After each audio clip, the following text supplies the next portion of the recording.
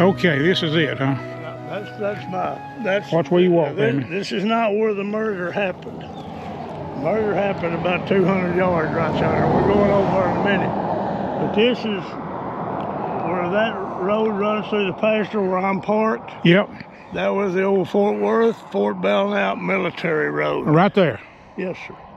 It's a military road, and it runs the Fort Worth, Belknap, and then on west. But that's where they were at. Jesse Stem was assisting William Lepperman haul a load of freight from Salt Creek. You just crossed Salt Creek back down there a while ago. And they were coming down through here, and this was about February the 12th, 1854.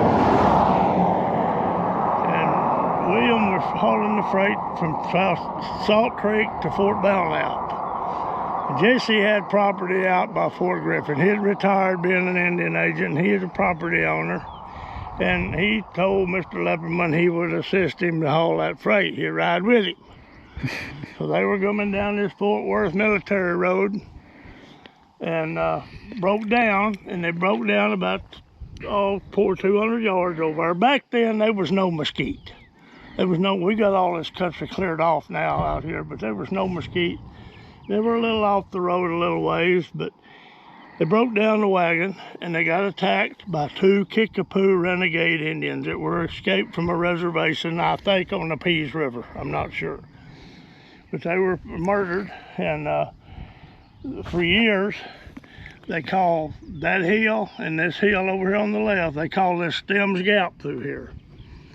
But they were murdered, and Stem was from Ohio, and so they exhumed his body and took it back to Ohio. Mr. Lepperman's probably part of our property. He's been there somewhere. But Hammond at the fort over there, he's got a deal on a dispatch they made that was written in Fort Richardson. They dispatched the soldiers from Fort Belknap to go hunt those Indians. So those Indians were found. They were later caught, just like it says on the sign. Their names were Skunk and Thunder. They even knew their names. They were later Skunk and Thunder. They were executed by their own tribe. That's the story that we've always got. There's probably some variations to those. We built this little monument, put a cross up for Jesse and one up for William, and then we acknowledged the Fort Worth to Fort Belknap military road, and built this planter box back in 2010 and finally got this built. But this is just a memorial for those guys, and if you'll get on the internet, or Jim's got the story over there, it tells pretty close to the story that happened. Now, where are these 2 buried? Were they buried? Where were they buried? I'll just take you over there. All right. It's about 200 yards from Okay, here. okay. But Jesse, like I say, his family exhumed him. They took him back to Ohio to bury him. And somewhere on the internet you can see that stone for him. That is really nice. But we've known this for years. My granddad was Wiley Burch, and he would tell the story, but we thought it was on further west, on the west side of our property. But no, sir, it was right out there, and that's where they found the gun. And the rest, I'm going to tell you the rest of the story when we get to the burial. And your family came here what year? 1874. 1874. Okay. Well, my great-grandfather and my great-great-uncle Tom, they come here in 1874. They lived in a cabin on the east side of this ranch.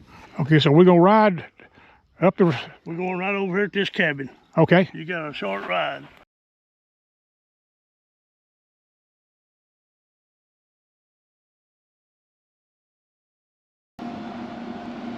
Let me see what I'm looking for here.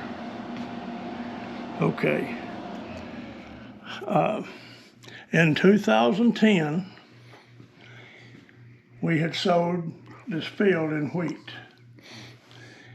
And it come a big rain, a great big rain after we sowed. And my cousin was out, Jack McWhorter is his name. Jack was out riding around to see how much damage we had from the flood. Okay, he comes riding back up to the shop on a four-wheeler.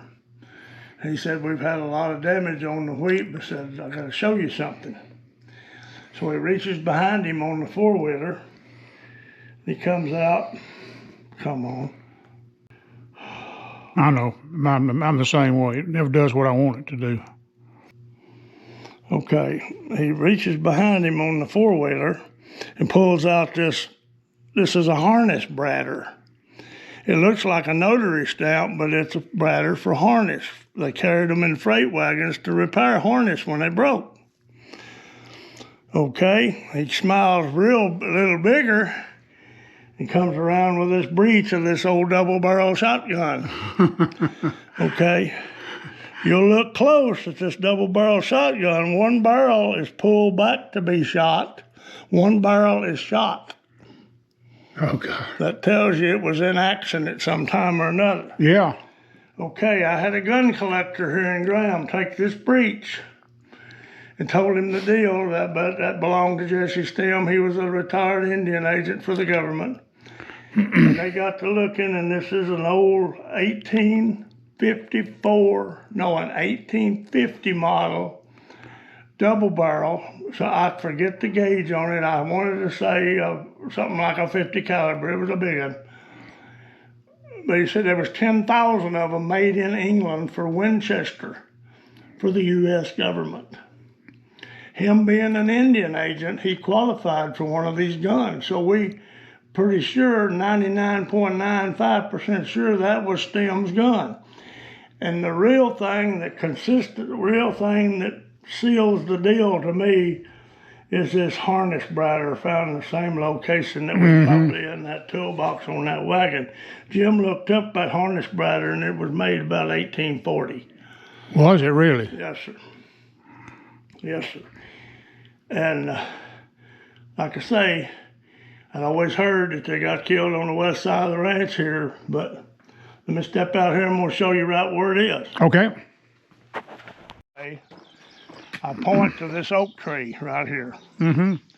Oak tree was probably a little bitty one about, I don't think it was probably living in 1854. But right through there, from there to that, there's a little draw right in there. From there to that, yeah, I see that's it. where that murder happened. Right there. That's where this stuff was found. How about that? Yes, so that's where it was at.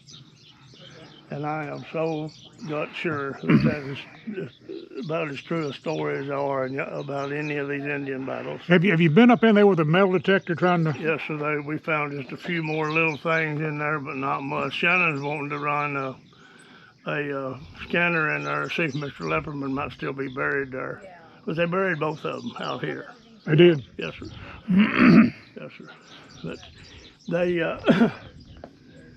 come up on this site that we're looking for them, and there's reference to an old broken gun, and there's reference to a tore up wagon there on some of these stories. But he was like I say, he was a retired Indian agent, just Stem was. He had property around, I believe, around Fort Griffin, and that's where he was on. He was on the way out there and was going to help this guy haul that freight to Belknap. That's the story I got. I heard another story that Lepperman was helping Stem carry stuff to his place, and that could have happened too. Who knows? But there was always a story of two Kickapoo Indians. Their name was Skunk and Thunder. They were later executed by their own tribe. For doing this? For doing this. Yes, okay. Sir. It's supposed to be on a reservation. And this was, as far as we know, somewhere around February the 12th, 1854. 20 years before my family got here. I tell everybody, knowing the Burch family, I tell everybody if you get 5 stories, or if all 4 of them old great uncles told the same story individually from each other, and you got the same story from all these Burches, that it was probably the truth.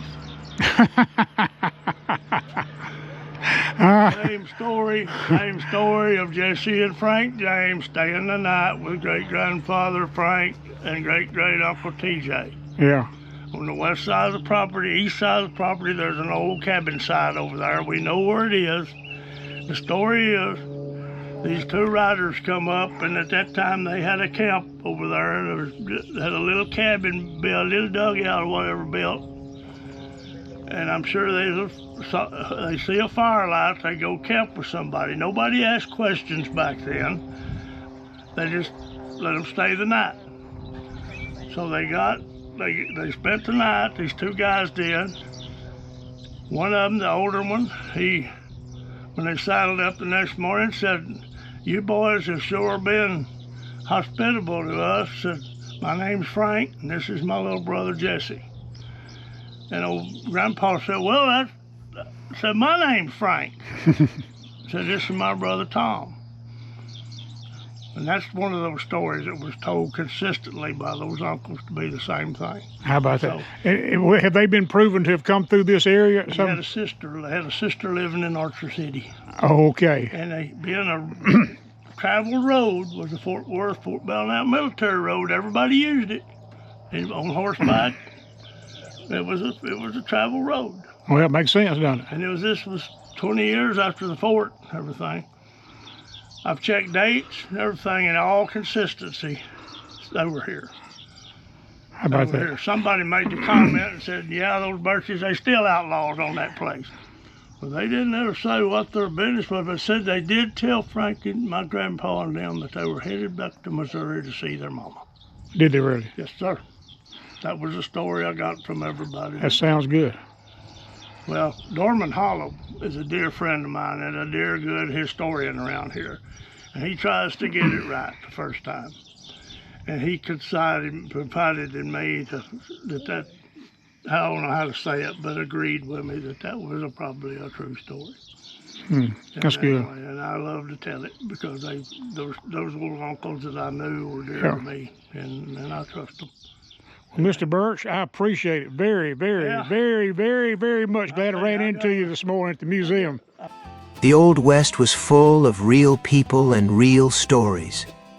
If you enjoy sitting around the campfire with us and digging into true Western history, please comment, like, and subscribe. You can find more videos at wildwesthistory.org. And if there's a story or place you'd like us to explore next, let us know in the comments. Because out here, the story never really ends.